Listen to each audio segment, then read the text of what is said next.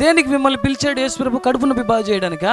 తలనొప్పి బాగా చేయడానికా? ప్రభువా ప్రభువా ప్రభువా ప్రభువా నాకు అది ప్రభువా ఇది ప్రభువా ప్రభువా ప్రభువా అని అడిగే ఎవరు కూడా ఎక్కడికి రారంట.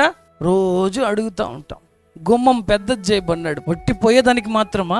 ఒక డ్యామ్ ఉంది, అన్ని ఇన్ఫ్లో మాత్రం కాదు అవుట్ఫ్లో కూడా ఉండాలి, లేకపోతే డ్యామ్ ఏమైపోతుంది? పగిలిపోతుంది. యాకోబు చూసిన నిచ్చెనలో దేవదూతలు ఒట్టి దిగుతున్నారా మళ్ళా ఎక్కుతున్నారా?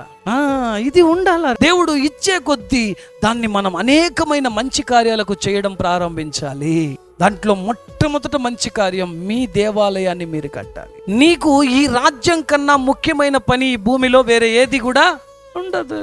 దేవుడు నీకు సమృద్ధిని, కావలసినంత దీవెనల్ని ఎందుకు ఇస్తాడంటే, నువ్వు తిని కడుపారా తిని నీ బిడ్డలు సమృద్ధిగా పెట్టి ఇల్లు కట్టుకుని ఆస్తితో ఉండి, అది మాత్రం కాదు, దాంతో పాటు నువ్వు కట్టాల్సిన ఒకటి ఉంది, దేవుని రాజ్యం కట్టు. మొదట నా రాజ్యమును నీతిని వెతుకు, అప్పుడు నీకు